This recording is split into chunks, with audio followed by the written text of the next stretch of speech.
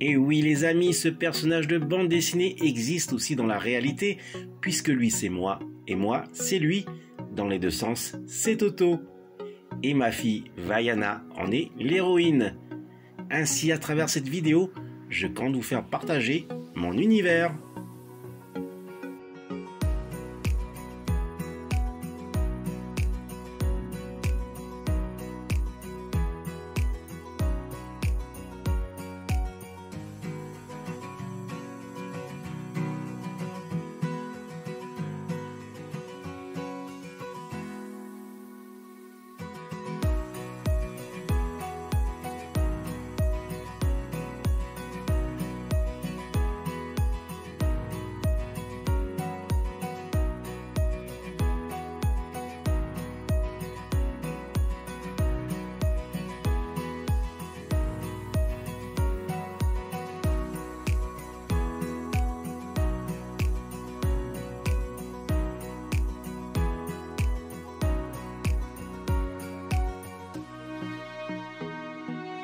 Yaorana et Maeva dans cette nouvelle vidéo hors série numéro 87 de ce samedi 1er octobre 2022. Comment allez-vous les amis? Aujourd'hui j'ai récupéré un colis que j'immortalise ici, provenant du pays des arts et des saveurs traditionnels, la France métropolitaine. Et dirigeons-nous à présent à l'hôtel pour le unboxing.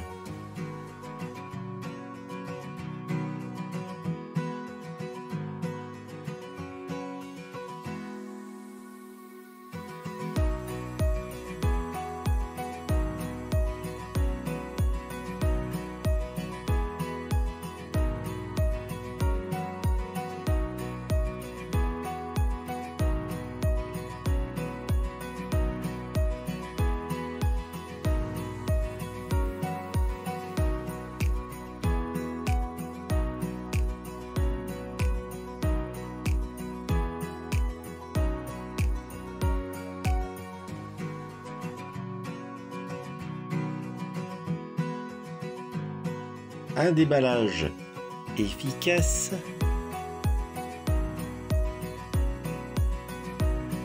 son contenu est très bien protégé et on devine déjà de quel univers il s'apparente. Un grand merci à son expéditeur Alex du groupe Les Collectionneurs. Je commence par découvrir la bande dessinée d'époque que voici, de la guerre des étoiles, année 1977, reprenant tant bien que mal les traits des personnages. Celle que la plupart d'entre nous avaient bien connue de la collection Lug, un collector. Oh, attendez, ça c'est marrant. Effectivement, ces quelques pages ont été reliées à l'envers. Je doute que cela soit voulu, mais je vais vérifier avec celle que j'avais eue quand j'étais gamin. C'était ma lecture préférée des mercredis après-midi.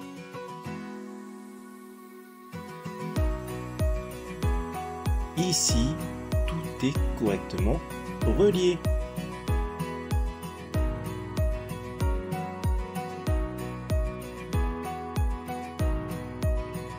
C'est rigolo, mais l'essentiel, c'est que tout soit complet. Bref, on dira que c'est une variante.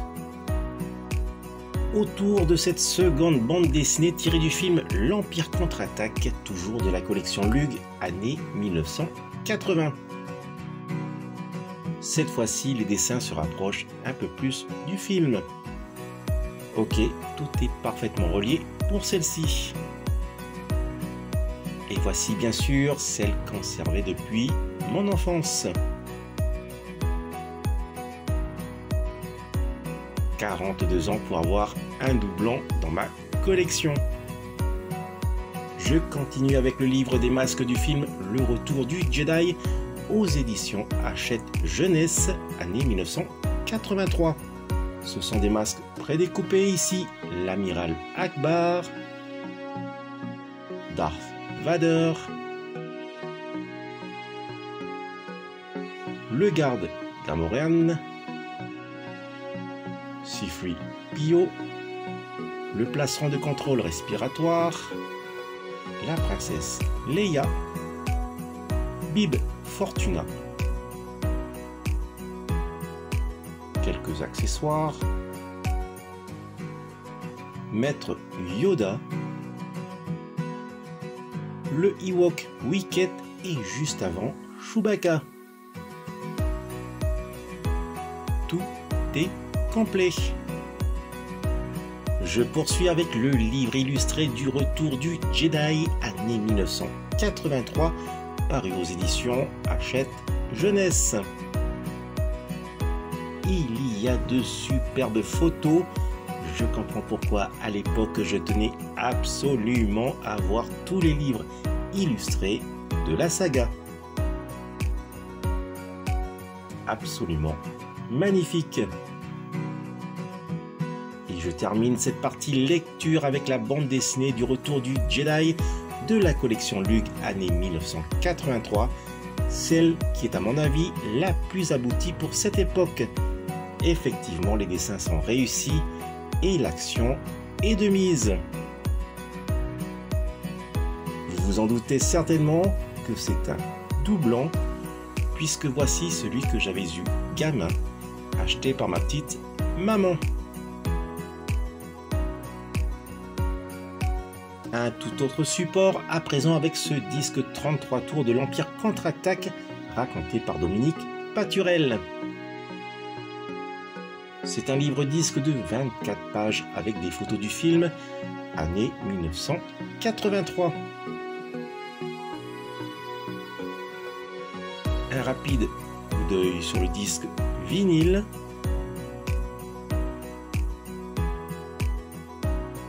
Il est parfait.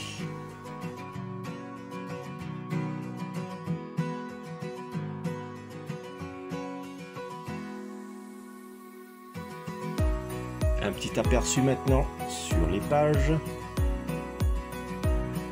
Et on remarque rapidement la différence ici du 33 tours avec non seulement les multiples photos mais aussi ce très lent texte et dialogue entre les personnages qui n'existe pas sur le 45 tours que voici et toujours raconté par Dominique Paturel.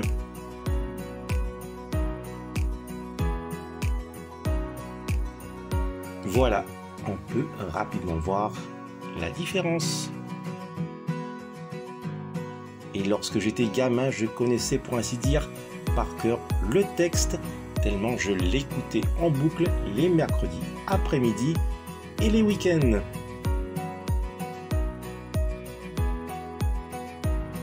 Autour du 33 tours du Retour du Jedi et toujours raconté par Dominique Paturel pour ce livre-disque de 24 pages avec des photos du film datant de 1983. Un rapide coup d'œil sur le disque vinyle dans sa pochette.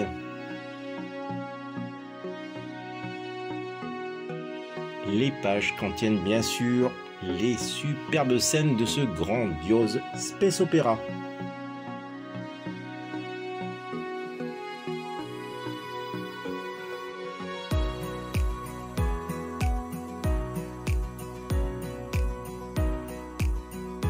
Une photo souvenir de nos héros avant l'attaque du bunker sur Endor. Je termine cette partie audio avec ce 33 tours de la bande originale du Retour du Jedi composé par John Williams et qui a été interprété par le London Symphony Orchestra dirigé par John Williams lui-même. Datant de 1983, la pochette est illustrée d'innombrables photos du film contenant aussi un livret avec de superbes photos.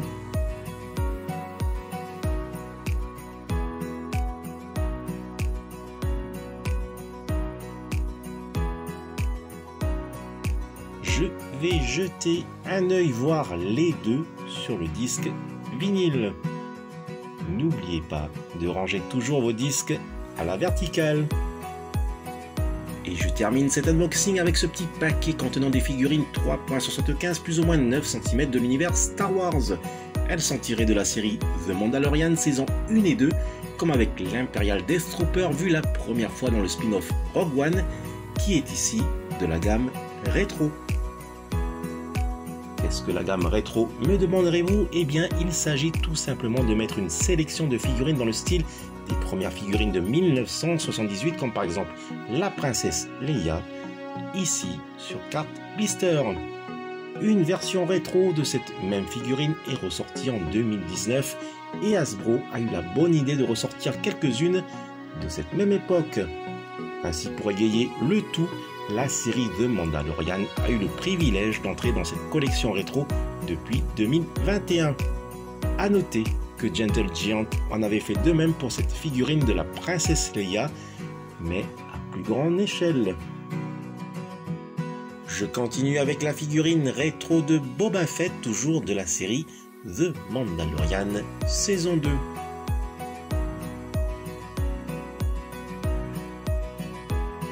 Bien sûr, en 2020, la figurine de Boba Fett de 1979 refaisait surface en carte rétro de l'Empire contre-attaque.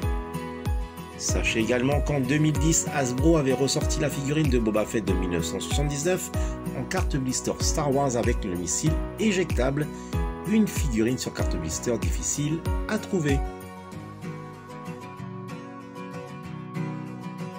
Autour de la figurine rétro du Mandalorien en armure Beskar.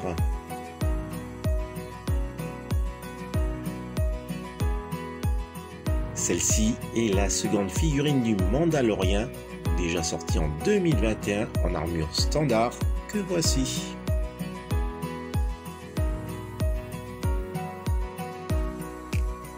La forgeronne des armures mandaloriennes est une très grande guerrière respectée de tous. Il s'agit ici de Armorer, qui a le droit aussi à sa version rétro.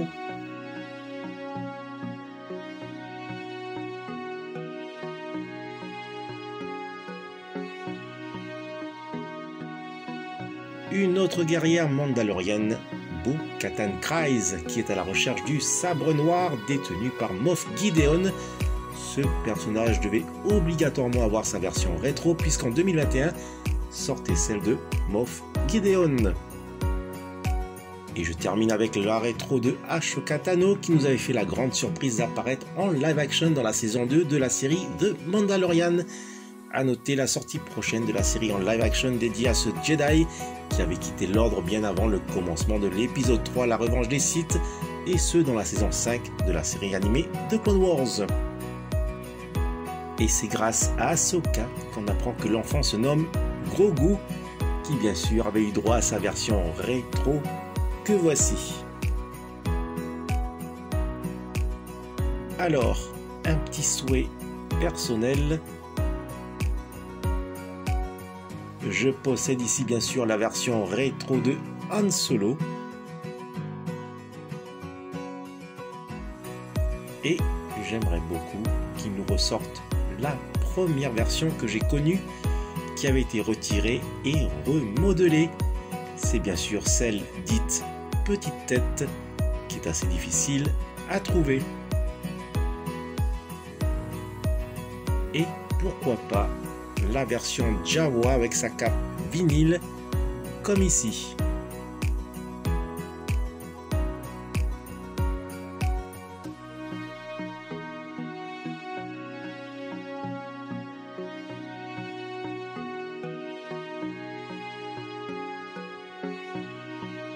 Le récapitulatif de cet arrivage du jour avec les livres illustrés, les bandes dessinées, les disques 33 tours de la saga Star Wars et de plus vintage.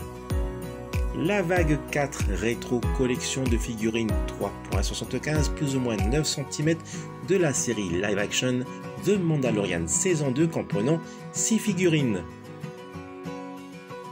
Je remercie encore Alex d'Akansekao du groupe Les Collectionneurs qui s'était rendu exprès pour moi chez Leclerc afin d'acheter la collection complète des figurines de la vague 4 des rétro collections.